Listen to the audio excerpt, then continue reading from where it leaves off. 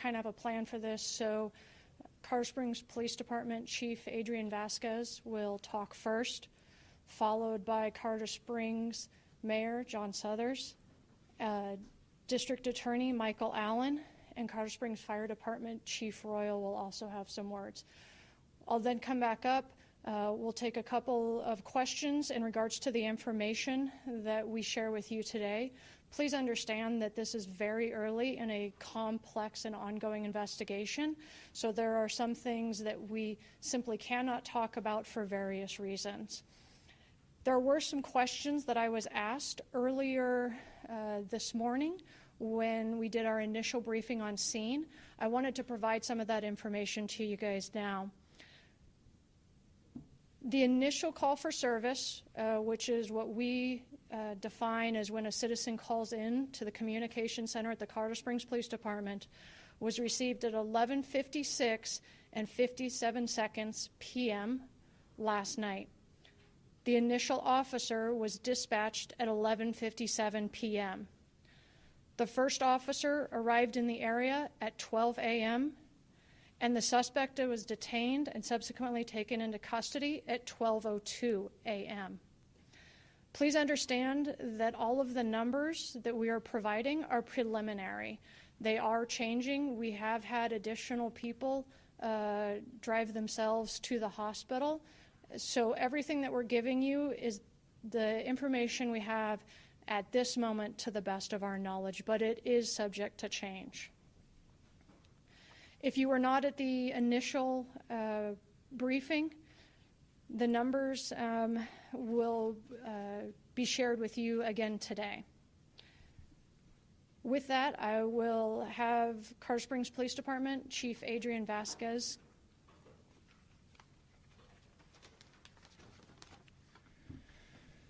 Well, good morning, everybody. Thank you for being here on this tragic day. I want to first express my condolences to those families who have lost the loved ones during this tragic event, and to those that were injured today during this tragic shooting. I want every citizen in our city to know that the men and women of the Colorado Springs Police Department stand with you during this tragedy. We are working tirelessly to ensure that justice for the victims in this senseless and evil shooting is given. Club Q is a safe haven for our LGBTQ citizens. Every citizen has the right to feel safe and secure in our city, to go about our beautiful city without fear of being harmed or treated poorly. I'm so terribly saddened and heartbroken. I also want to thank all of our first responders, our fire department, our police officers, sheriff's office, all of our medical personnel, whether they be transporting through AMR and other ambulance services, and all of our hospitals did a tremendous job during this undertaking. Thank you so much for all that you do every day.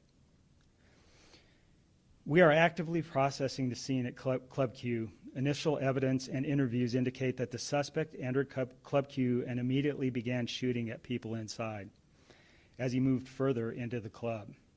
While the suspect was inside of the club, at least 2 heroic people inside the club confronted and fought with the suspect and were able to stop the suspect from continuing to kill and harm others. We owe them a great debt of thanks. As the investigation is still in its early stages, we are not going to identify any of the witnesses inside of the club at this time. The FBI is already on scene and assisting with the investigation. We are also working to identify the victims who have died and notify their families. Please be patient with the identification of the victims, as a first priority is to the victims' families. We have numerous detectives and officers interviewing witnesses and victims. We have multiple victim advocates also meeting with the victims who have been injured. These advocates will also be meeting with the families of those victims who have died. The suspect has been identified as Anderson Lee Aldrich, a 22-year-old male. At least 2 firearms were found at the scene. We are still working to identify the firearms and who they belong to, but I can confirm that the suspect used a long rifle during the shooting. Detectives are currently seeking multiple search warrants, so please be patient with the release of information, as this is a large and complex scene and will be time-consuming to process. Detectives are also looking to identify if there were any other individuals who assisted the suspect. The motive of the crime is part of the investigation, and whether this was a hate crime is part of that investigation. Again, my deepest condolences to the victims and to their families. And with that, I'd like to introduce Mayor John Suthers. Thank you, Chief. Colorado Springs is once again in mourning after the tragic shooting at Club Q last night. Our hearts go out to the victims and their families who are bearing the weight of this horrific tragedy. As indicated, there is much we are still waiting to learn about this tragic incident. We know one or more patrons heroically intervened to subdue the suspect, and we praise those individuals who did so because their actions clearly saved lives. We also thank our first responders from across the Pikes Peak region who quickly responded to help those in need. The first officer arrived on scene within 3 minutes after being dispatched, and the suspect was subdued within 2 minutes after that. Victims were rapidly transported and received emergency attention as quickly as possible. We are a strong community that has shown resilience in the face of hate and violence in the past, and we will do so again. As a community, we will provide for the victims and witnesses of this horrific event, and law enforcement will pursue this case with the zealousness that it deserves. We will continue to share more information with the community as it becomes available. But please be patient. This is a horrible crime, and we have a suspect in custody. We must do this right and ensure justice is served for the victims of this tragedy. The Governor of Colorado, Jared Polis, has been in communication with me. We talked early this morning. Because he is in COVID quarantine, he is not able to be here personally at this press conference, but he sends his heartfelt condolences to the victims of this tragedy. I've also been in communication with Senator Michael Bennet, Senator John Hickenlooper. I'm also pleased that Councilwoman Nancy Hingham has joined us this morning. This is a community tragedy, and our community will respond appropriately. It's my pleasure now to introduce Michael Allen, the District Attorney of the 4th Judicial District. Michael. Thank you, Mayor. Good morning. My name is Michael Allen. I'm the District Attorney for the 4th Judicial District. This is a tragic day for our community, and we stand in solidarity with the victims and their family members as we make sense out of a senseless crime. Every person, regardless of who they are, have the right to be secure from fear and physical harm. And actions taken to strike fear in specific communities will not be tolerated in our community. This is particularly true for communities that have been maligned, harassed, and targeted by persons or groups to intimidate and cause harm to members of those communities. I commend the men and women of the Colorado Springs Police Department, Colorado Springs Fire Department, and AMR for their prompt response to this senseless act of violence, an act that has taken 5 lives and injured at least 18 others. This act does appear to have been carried out by one person, and I can tell you it does not define this community. The one person in custody currently is Anderson Lee Aldrich, 22-year-old male.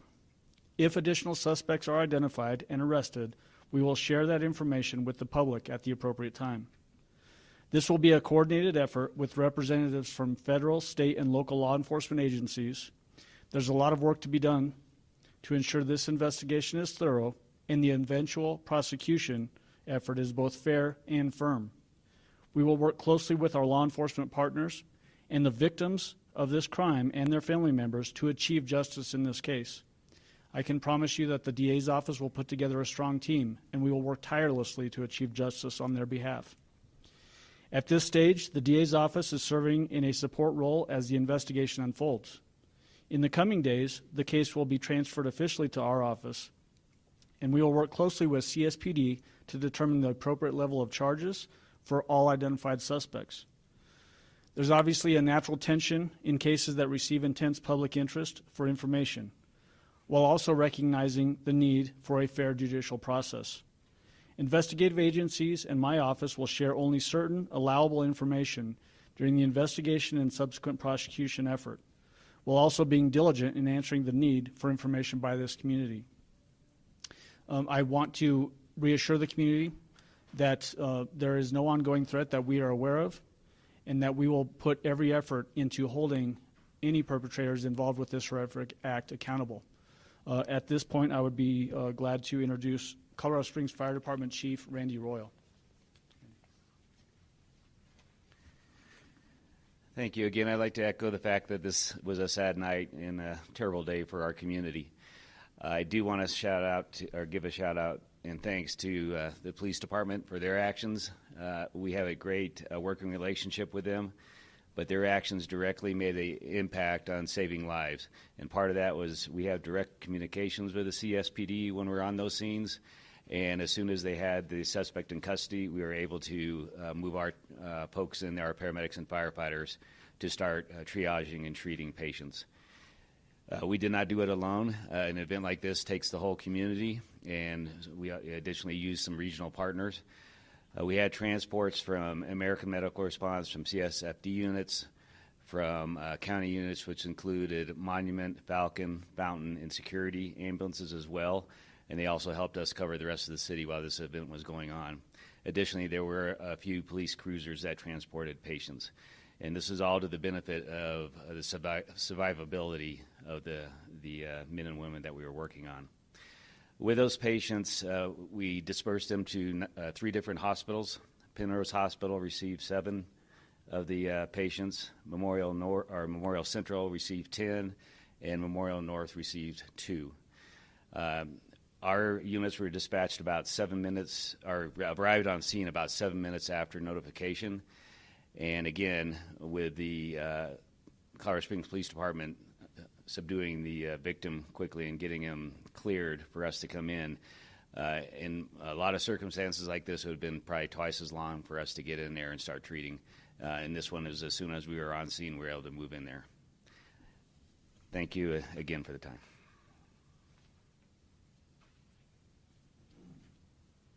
We'll have an additional person who's been able to join us. Mr. Cole Finnegan with the U.S. Attorney's Office is going to come up and give some comments too. Good morning. I'm Cole Finnegan, the United States Attorney for the District of Colorado. On behalf of the United States Attorney's Office and the Department of Justice, I want to first offer our deepest condolences to the victims and to their families, and our sorrow for the tragedy that has unfolded here, and our thanks to everyone. We will work closely with District Attorney Michael Allen, with local law enforcement, with Mayor Suthers, and everyone in the Colorado Springs community and in Colorado to ensure that the person who did this is brought to justice. We will work together and move forward. Thank you.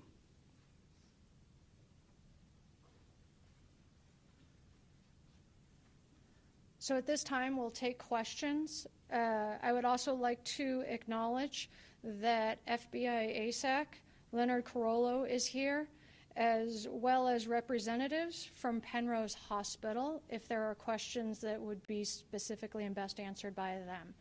Again, please remember that this is very early in the investigation. Sir?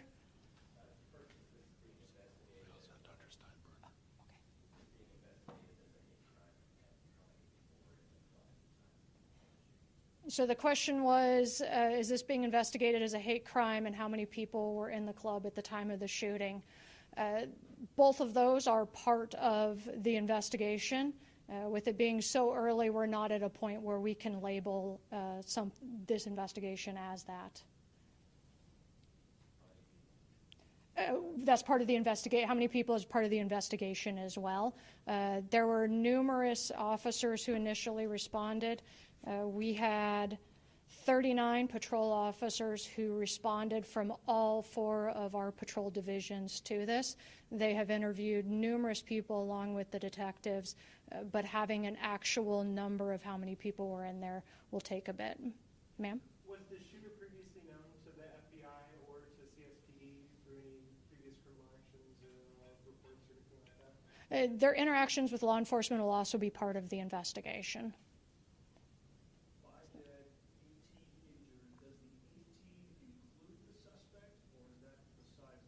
It does not. We separate the suspect from the victims who are injured.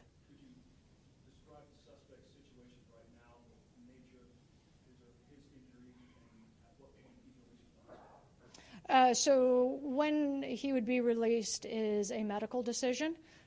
That wouldn't be proper for me to speculate on when the doctors will make that decision. And then your second question, repeat for me?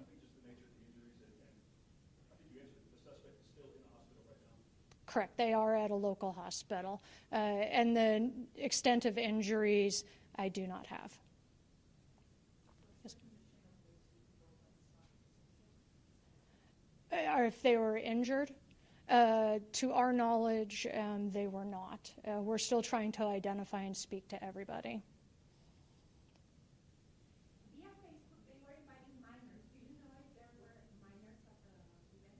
That's the first I've heard if there were minors at the event. I do not know about that.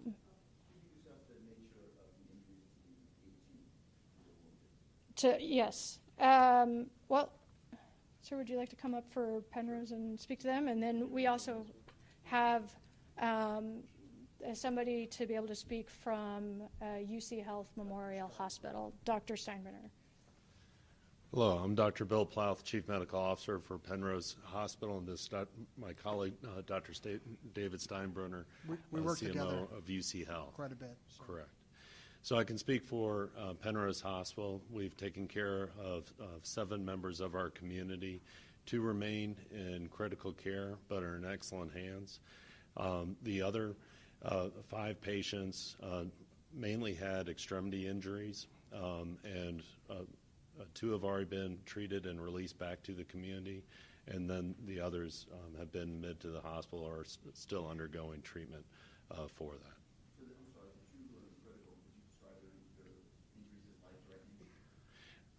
Critical implies life-threatening, but I'm not in a position to share more about their specific injuries.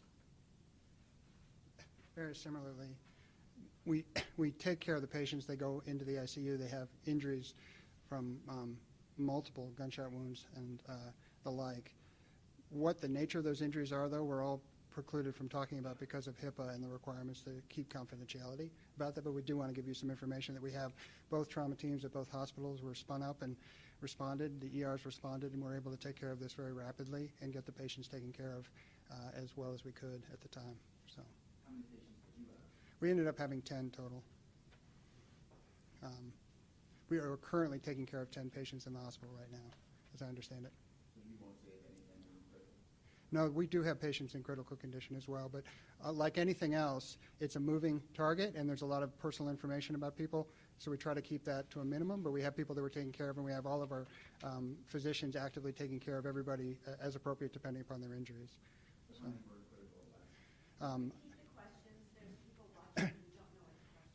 So go ahead. The question is, how many people do we have in critical condition currently right now? I don't have a specific number for that exactly, but we have several people who are being taken care of in our ICU at the moment. So. Chief Vasquez or Dr. Allen, could you help us understand what role CSPD plays and what role the FBI plays? Obviously, they're both involved. The FBI is not going to just take over everything. Could you explain who does what in a case like this? So I'll talk about the investigation, and then DA Allen can kind of come up and talk about prosecution if that works. So the question is, what role does the FBI play, and then what role does CSPD play? From an investigative perspective, we've always had an incredible relationship with the FBI. We have a lot of resources that bring to bear for the investigation, so our detectives from our violent crimes unit, our homicide unit, will take on the lead role from the investigative process. However, the FBI also has a tremendous amount of resources in investigation as well as crime scene processing, as an example. So we will come together, work together, and process the scene and just utilize both resources.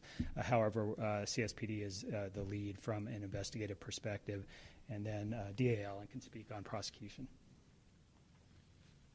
So it's always fantastic that we have a really good relationship with our federal partners, both Cole Finnegan's office and the FBI. It is fairly routine that if there are any FBI agents involved in the investigative process, they will serve as witnesses in the state prosecution. And I can tell you that we have a strong interest in prosecuting this case in the community. It's important that this community see that this perpetrator is held accountable appropriately for his actions. It's also worth noting, though, that everybody that's charged with crimes, as will happen in this case, is presumed to be innocent until proven guilty beyond a reasonable doubt. It's always important to include that caveat. There was a previous question about hate crimes investigation aspect. This will be investigated and is being investigated in that lens. But I can tell you that the current bias-motivated crime statute in the state of Colorado provides some elevation, but will not elevate beyond what will likely be charges in this case, which will likely include first-degree murder, extreme indifference murder, those types of charges, which are all Class 1 felony murder charges. So the bias-motivated crime statute doesn't really come into play in this case because it doesn't elevate it beyond what we have as the very top-level charges. As to your question, though, about the federal involvement, I hope that answered your question. Chief Vasquez,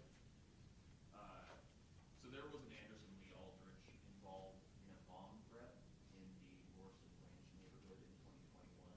You know if this is the same individual, and could you spell the individual's full name? So our investigators, our detectives are looking into the history of Mr. Aldridge at this point in time. However, I don't have that information with me. His full name is, let me find it in my notes here.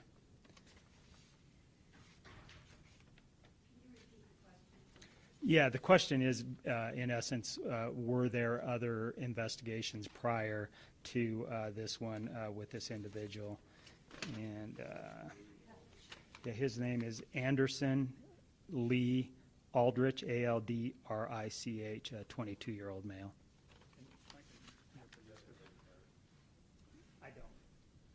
So the question about prior potential incidents involving this same individual, there are certain protocol that we have to follow, and so when we can release information on that, we will.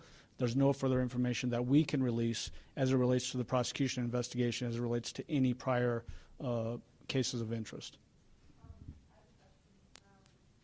Was there a bouncer at the door of the nightclub, or was the suspect just able to walk in with a long gun? The question was there a bouncer at the door or some type of security at the door?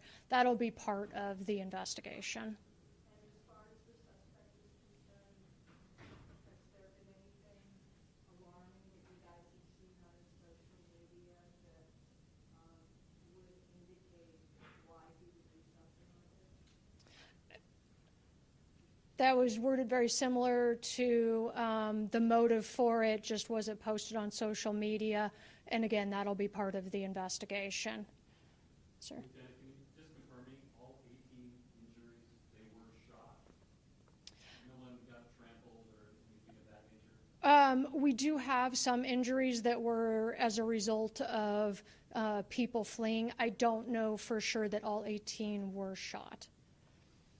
Did I hear there were more injuries coming into the hospital even after those 18, so we know what the numbers up to? We have had more walk-in to the hospitals. Right now, the number is 18. As we progress, and if those numbers change, we'll get those to you. Yes, sir.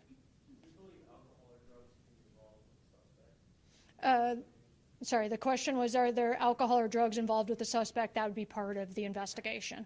Ma'am? Are you able to provide any ages of the deceased? Not at this time. As everybody has said, our very first priority is notifying the victims' families and the next of kin.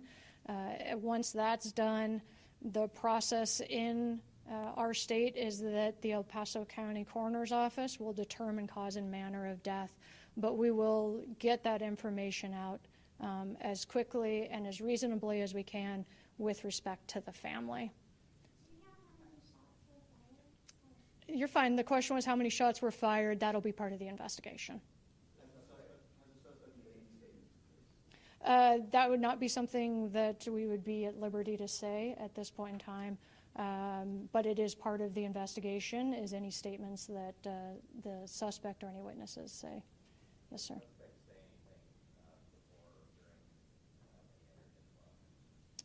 I don't know, but that would, again, would be part of the investigation, ma'am. part of the investigation. The question was, does the suspect have a high-capacity magazine? The prior question was anything said before entering the club? Again, all of that will be part of the investigation. Chief Royal's numbers correct. I think there was 19 transported, but 18 survivors, it was live. At least one died in the hospital. Can you clarify how many were pronounced at the scene and how many might have died in the hospital? We have one that has died at a local hospital. How many at the scene is they're still processing? It's all of our initial numbers at this point. Was this some sort of event happening either earlier in the day or in these nighttime hours, or was it just a typical night? Was there an event going on? Your question is, was there a specific event at the club? Like a show or, yeah, earlier in the day or anything? I don't have that information. This club is not a problem. It is a safe haven for members of our community.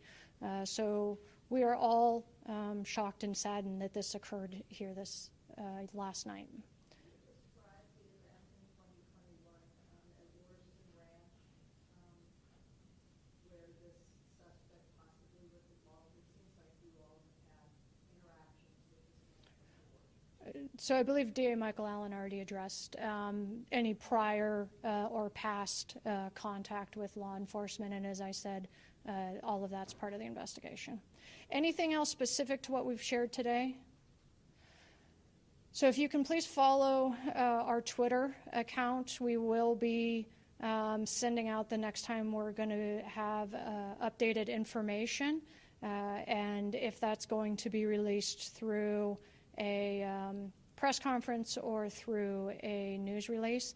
For everybody, I will also get you names and spellings of all the speakers that were here today. Thank you.